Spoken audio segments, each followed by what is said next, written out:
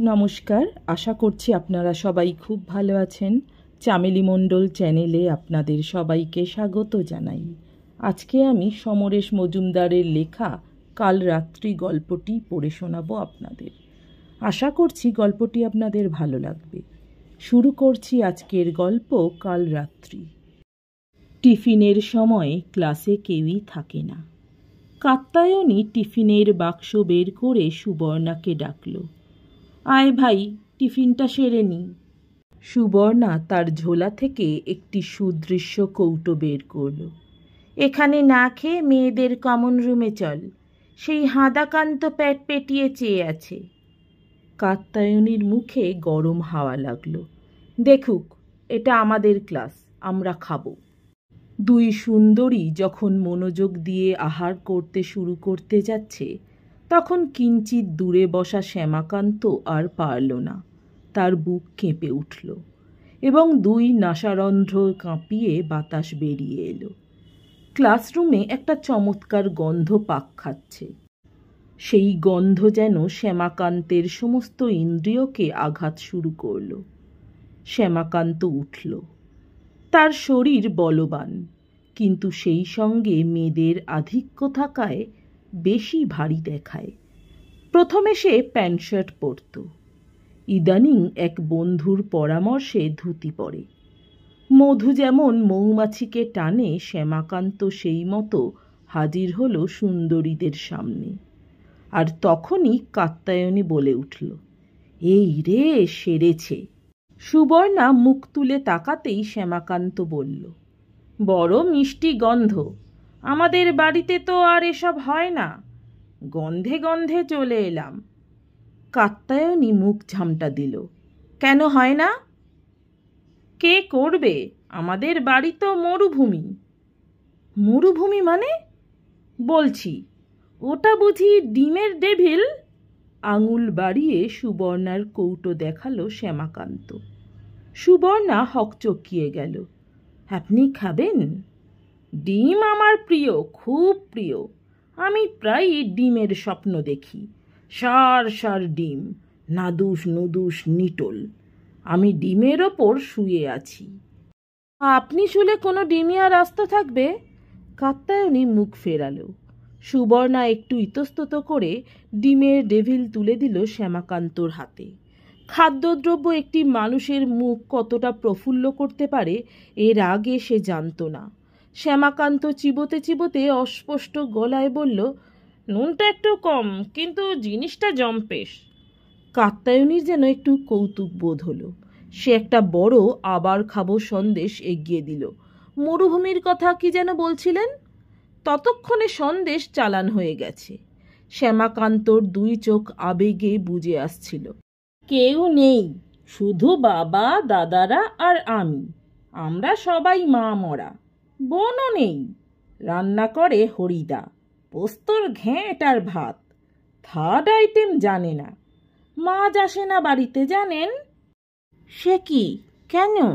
সুবর্ণার ঠোঁট থেকে শব্দ দুটো ছিটকে এলো। বাবা বলেন তিনি মরলে মা বিধবা হতেন। মা কি তখন মাছ খেতেন? খেতেন না। এখন মা নেই, তাই বাবা সেই অনারে মাছ খাবেন না।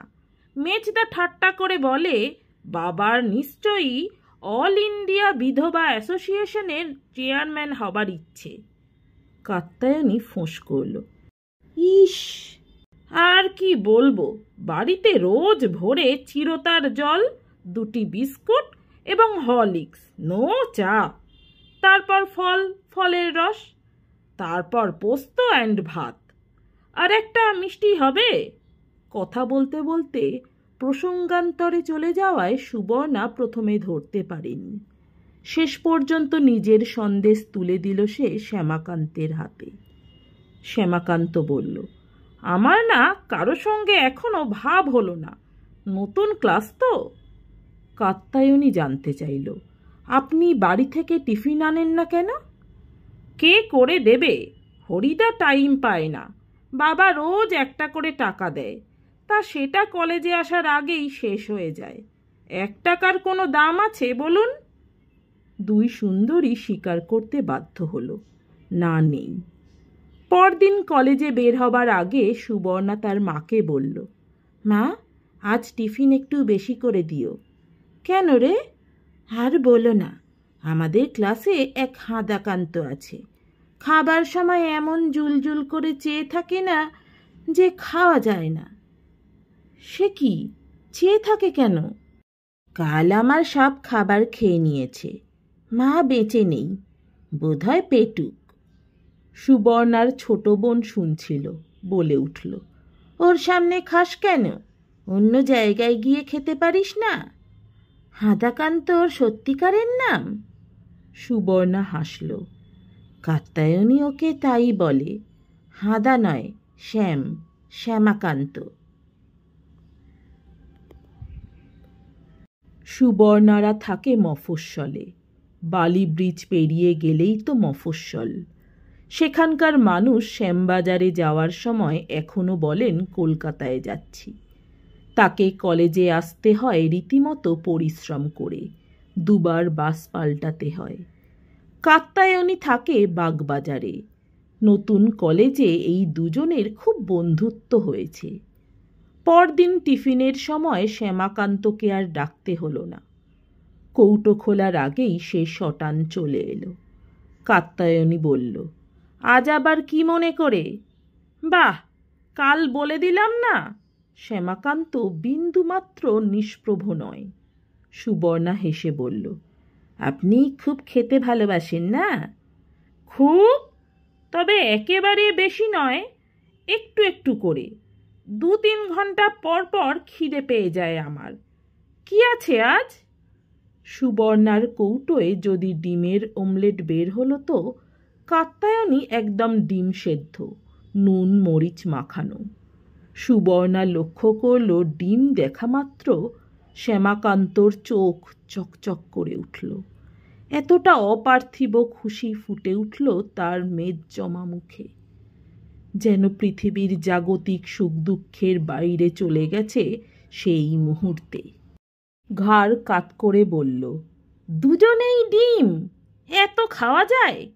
দিন, একটু একটু করে খাই। 2 সপ্তদশী দেখল একটি মানুষের তৃপ্তি কিসে হয়।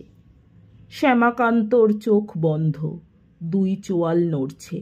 কাত্যায়নী জিজ্ঞাসা করল, বাগবাজারের রসগোল্লা খেয়েছেন?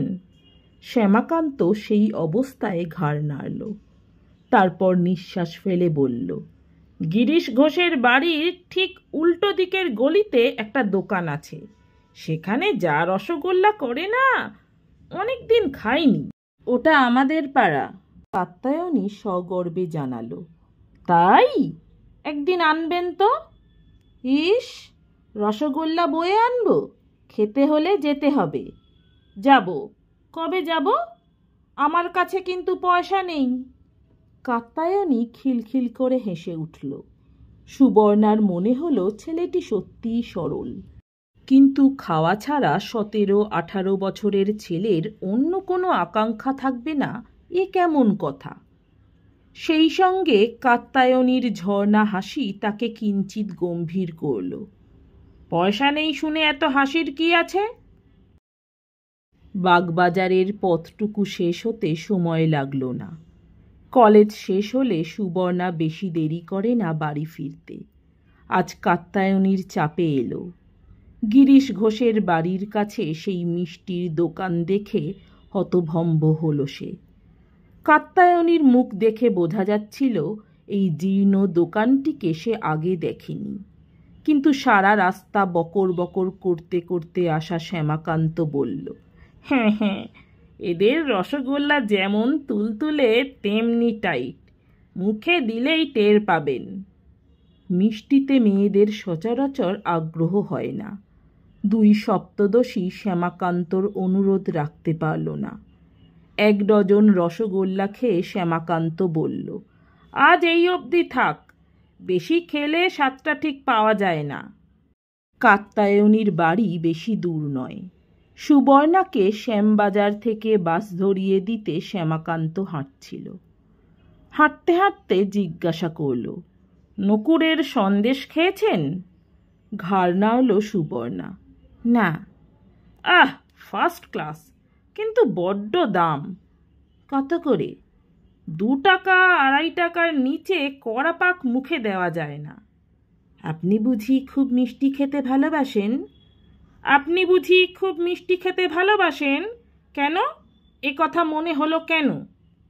বয়সের তুলনায় আপনি বেশি মোটা, আর সবসময় মিষ্টি মিষ্টি করছেন। তা যদি বলেন, আমি ঝালটাও বেশ ভালোবাসি। ওই যেমন শ্যামবাজারের মোড়ের একটা কষা মাংসের দোকান আছে, দারুণ। গে স্ট্রিট আর সেন্ট্রাল অ্যাভিনিউয়ের মোড়ে একটা দোকানে চিংড়ি মাছের ফ্রাই করে, খেলে মুখ জুড়িয়ে যায়। তারপর ধরুন বউবাজারে। সুবর্ণা তাকে থামিয়ে দিল।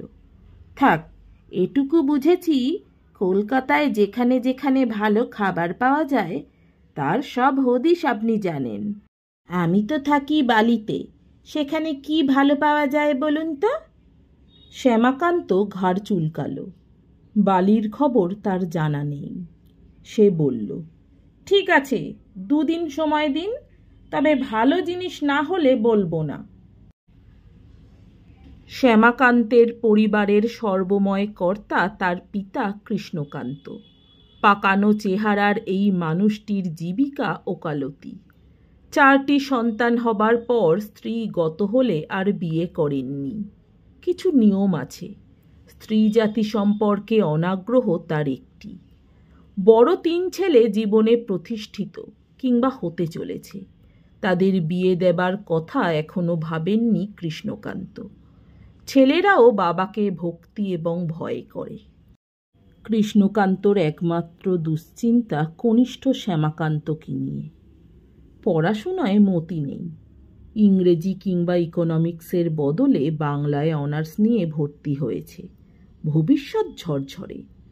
কলেজের ক্লাস শেষ হলেই বাড়ি ফিরে আসার কথা, কিন্তু সে প্রায়ই দেরি করছে, এবং চাকর হরি তাকে জানিয়েছে শ্যামাকান্ত বৈকালিক জলযোগ বাড়িতে করতে চায় না। পিসি রায় বলেছিলেন মুড়ি অতি প্রয়োজনীয় খাদ্যবস্তু। শ্যামাকান্ত কিছুদিন হলো সেই মুড়ি স্পর্শ করছে না। অথচ পেটুক এই ছেলেটি উপবাসে থাকার পাত্র নয়, এ বিষয়ে নিশ্চিন্ত কৃষ্ণকান্ত। তার কেবলই মনে হয় শ্যামাকান্ত মায়ের ধাত নিয়ে জন্মেছে। যখন বেঁচে ছিল তখন নিয়ত কৃষ্ণকান্তর সঙ্গে ঝগড়া করত। মরে গিয়ে সে তাকে টাইট দিয়ে গেল, কিন্তু কে কাকে টাইট দেয়? মা মরা ছেলেটির ওপর সুবর্ণার মায়ের বেশ স্নেহ পড়েছে। মেয়েকে তিনি ধমকেছেন, একটু না হয় খেতে ভালোবাসে, তাই নিয়ে অত ঠাট্টা কিসের? নিজের হাতে শ্যামাকান্তকে লুচি বেগুন ভাজা খাইয়ে বলেছিলেন, সময় পেলেই এসো বাবা। খুব খুশি হয়েছিল শ্যামাকান্ত। সুবর্ণাকে বলেছিল, তোমার মা অনেক বেশি ভালো, ঠিক মা মা ভাব। সুবর্ণা চোখ তুলেছিল ওপরে। হোমা, এই যে আপনাকে সারা কলকাতায় ঘুরে ঘুরে চপ কাটলেট ফ্রাই মিষ্টি খাওয়াচ্ছি, তার কোনো মূল্য নেই না? তা বলিনি। শ্যামাকান্ত ঢোক গিলল। আর কি বলতে বাকি রেখেছেন? কাত্যায়নী আজকাল আমার সঙ্গে ভালো করে কথা বলে না, জানেন? কেন কথা বলে না কেন? এই তো পরশু আমাকে ফোরে পুকুরের দই খাওয়ালো, বাস স্টপে দেখা হতেই বলল কি খাবেন, তা ওখানে তো দই ছাড়া কিছু পাওয়া যায় না। আপনি দই খেলেন? সুবর্ণা আঁতকে উঠল। কেন? আমাকে বললে আমি দই খাওয়াতে পারতাম না? সারা রাজ্য ঘুরে ঘুরে কত কি খাওয়াচ্ছি, আর সামান্য দই পেয়ে তাই খেতে যাওয়া হলো? ছি ছি ছি, যান, আর আপনাকে আমি কিছু খাওয়াবো না। কিন্তু কাতু তো আপনার বন্ধু। ইস, আবার কাতু বলা হচ্ছে আদর করে? না, খাওয়ানোর ব্যাপারে কোনো বন্ধু টন্ধু নেই। খাওয়ানো ইজ খাওয়ানো। ওকে কাতু বললেন, আমাকে কি বলে ডাকবেন? তীব্র গলায় জিজ্ঞাসা করল সে। কি বলে? সুবর্ণা? না, শুবু। ঠিক আছে? ঠিক আছে। কি কথা হলো? এই খাওয়া দাওয়ার কথা, খিদিরপুরে। ওই যা, আপনাকে একটা কথা বলতে খুব ভুলে গিয়েছিলাম, বলবো? কি? দক্ষিণেশ্বর স্টেশন থেকে নেমেই একটা দোকান পাবেন, চমৎকার ছানার জিলিপি করে। এরকম ছানার জিলিপি জীবনে খাননি। সুবর্ণা ঘাড় কাত করে তাকে দেখল, তারপর বলল, চলুন, আপনাকে আজ ছানার জিলিপি খাওয়াবো। তারপর হেঁটে বালি ব্রিজ পেরিয়ে বাড়ি ফিরব। 1 ডজন ছানার জিলিপি কম নয়। সুবর্ণা দেখল শ্যামাকান্তর সেটা শেষ করতে বিলম্ব হলো না। সে নিজে একটির বেশি খেতে পারেনি। এত মিষ্টি যে শরীর গুলিয়ে ওঠে। খাওয়া শেষ হলে ওরা হাঁটতে লাগলো। হাঁটতে হাঁটতে সুবর্ণা বলল, আপনি এত খবর পান কি করে? কোথায় কি আছে? এইটাই তো আসল কথা, পেতে হয়। শ্যামাকান্ত হাসল। আচ্ছা, কাত্যায়নী আর আমি কে বেশি ভালো? আপনি। কেন? সুবর্ণার বুকে রক্ত চলকে উঠল। আপনি রোজ আমায় খাওয়ান। মাসিমা কি ভালো খাবার করেন। বালি ব্রিজের ওপর ওরা দাঁড়ালো পাশাপাশি। রেলিংয়ে হাত রেখে সুবর্ণা ঝুঁকে নদী দেখছিল। গঙ্গার বুক থেকে জলো গন্ধ উঠছে, বাতাসে হিম ভাব। নৌকো ভাসছে ইতস্তত। দূরে দক্ষিণেশ্বরের মন্দির দেখা যাচ্ছে, পবিত্র সময়। শ্যামাকান্তও নদী দেখছিল। দেখতে দেখতে খেয়াল হলো বাবা বলেছেন যে তাড়াতাড়ি বাড়ি ফিরতে, আজও দেরি হবে। কিন্তু ছানার জিলিপি বাবার চেয়ে বেশি মিষ্টি, সে কি করবে? সে শুনল সুবর্ণা ঝুঁকে দাঁড়িয়ে গুনগুন করছে রবীন্দ্রনাথের গান। সে নিজে অবশ্য একটা গান জানে, সেটা এই সময় গাওয়া ঠিক নয়। পেট ভর্তি খাওয়ার পর গান গাইলে তাড়াতাড়ি হজম হয়ে যায়। শ্যামাকান্ত বাঁ দিকে তাকাতেই সুবর্ণার কনুই এবং জামার ঠিক নিচের হাত দেখতে পেল, এবং তখনই তার চোখ স্থির হলো। কনুইয়ের ওপরে কিছু একটা আটকে আছে। মিষ্টি দোকানে যখন টেবিলে হাত রেখে সুবর্ণা বসেছিল, তখনই কি ওটা হাতে লেগে গিয়েছিল? সুবর্ণাকে বলতে সংকোচ হলো শ্যামাকান্তের। তার কেবলই মনে হচ্ছিল ওটা ছানার জিলিপির একটা টুকরো। দুটো হাত ভাঁজ করে রেলিংয়ের ওপর রেখে সে দাঁড়িয়েছিল। চোখ সামনে রেখে সে ডান হাত বাঁ দিকে একটু বাড়িয়ে দিল। না, তবু নাগাল পাওয়া যাচ্ছে না।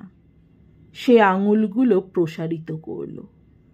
তারপর আরও চেষ্টার পর শরীর না নাড়িয়ে সে সুবর্ণার কনুই স্পর্শ করা মাত্র একটা কম্পন টের পেল। সে দেখল সুবর্ণা আচমকা ঘুরে সোজা হয়ে দাঁড়িয়েছে। তার চোখ মুখ আরক্ত। যথাসম্ভব দূরে সরে গিয়ে সে ফোঁস করে উঠল, আপনি আমার হাত ধরলেন যে? কি পেয়েছেন আপনি? আমি ফালতু? না না, শ্যামাকান্ত তোতলাতে লাগল। তাহলে বলুন, কেন আমার হাত ধরলেন? মানে ইয়ে ছানার, মানে আমি আপনার বন্ধু। বন্ধু? ওরকম বন্ধুত্ব আমি চাই না। আপনি আমাকে বিয়ে করবেন? শ্যামাকান্ত নিমেষে স্থির হয়ে গেল।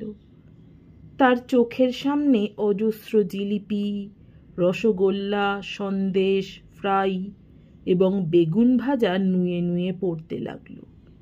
সে চকিতে সেই সব খাদ্যবস্তুর বাগানে সুবর্ণাকে বেনারসির ঘোমটা পরিয়ে হাঁটিয়ে নিয়ে এলো। এই সময় সুবর্ণা আর একবার তর্জন করতেই তার ধন্দ কাটল। সে অত্যন্ত নিরীহ হয়ে ঘাড় নেড়ে বলল, হ্যাঁ। যা, চকিতে আরক্ত হলো সুবর্ণা। গঙ্গার ওপরে বড় বেশি ঝুঁকে পড়ে বলল, আপনি একটা যাচ্ছে তাই। অত মোটা ছেলেকে আমি। তার চেয়ে কাতুর কাছে যান। কাতু? বিড়বিড় করল শ্যামাকান্ত। সে কিছুই বুঝতে পারছিল না। খবরদার, কাল থেকে ওর সঙ্গে গম্ভীর হয়ে কথা বলবে। শ্যামাকান্ত যে ঘন ঘন বালি যাচ্ছে এ খবর কৃষ্ণকান্ত পেয়ে গেলেন। পেলেন পুত্রের মুখ থেকেই। সেদিন একটা বিশেষ দরকারে বেলুড় যাচ্ছিলেন তিনি। পথে ওদের দেখতে পেলেন। শ্যামাকান্ত এবং একটি সপ্তদশী বোকা বোকা ভঙ্গিতে হেঁটে যাচ্ছে। এই ভঙ্গিটা খুবই মারাত্মক। কৃষ্ণকান্ত: তুমি আজ বিকেলে কোথায় ছিলে? শ্যামাকান্ত: বিকেলে কোন সময় বলছেন? কৃষ্ণকান্ত: বালি ব্রিজে কি করছিলে? শ্যামাকান্ত: বালিতে যাচ্ছিলাম বাবা। কৃষ্ণকান্ত: আমাকে না বলে তুমি বালিতে যাচ্ছিলে? তোমার এত পরিবর্তন! ছি ছি। শ্যামাকান্ত: ছি কেন বাবা? বালিতে যাওয়া কি অন্যায়? কৃষ্ণকান্ত: নিশ্চয়ই, সঙ্গে স্ত্রীলোক থাকলে বটেই। সেখানে কি দরকার? শ্যামাকান্ত: সুবর্ণাদের বাড়ি। সুবর্ণার মা আজ আমাকে দুধ পুলি খাইয়েছেন। পুলিটা যা জমেছিল না। কৃষ্ণকান্ত: সুবর্ণা? ওটিকে? শ্যামাকান্ত: আমার ক্লাসে পড়ে, খুব ভালো মেয়ে। তুমি লাউ চিংড়ি খেতে ভালোবাসো শুনে বলেছে শিখে নেবে। কৃষ্ণকান্ত: চুপ করো। দেখো শ্যামা, তুমি জন্মমাত্র মাতৃহারা। আমি তোমার পিতামাতা। কখনো এইসব স্ত্রীলোকের পাল্লায় পড়ো না। নারী নরকের দাড়ি। ঢুকিয়ে দিয়ে দরজা বন্ধ করে দেবে। তোমার কোনো দাদা স্ত্রীলোকের ছায়া মারায়নি। তুমি 19 বছর বয়সেই। আর যেন না শুনি তুমি ওই মেয়েটির সঙ্গে সব সম্পর্ক ত্যাগ করো, এই আমার আদেশ। শ্যামাকান্ত নিষ্প্রভ হয়ে বসে রইল। সে সুবর্ণাকে বিবাহের প্রতিশ্রুতি দিয়েছে এবং প্রতিশ্রুতি দেওয়ার পর ওই বাড়িতে তার 10 গুণ আদর বেড়ে গিয়েছে। নিত্য কত রকম খাওয়া দাওয়া। বাবার হুকুম পালন করতে গেলে সুবর্ণাকে দেওয়া প্রতিশ্রুতি তুলে নিতে হবে। ব্যাস, সঙ্গে সঙ্গে এত সব খাবার দাবার। শ্যামাকান্তর মন খারাপ হয়ে গেল। কৃষ্ণকান্তর বিরুদ্ধে বিদ্রোহ করার সাহস হচ্ছে না। সে ঠিক করল শেষবার সুবর্ণার বাড়িতে যাবে, গিয়ে বলে আসবে আর নয়, এই শেষ।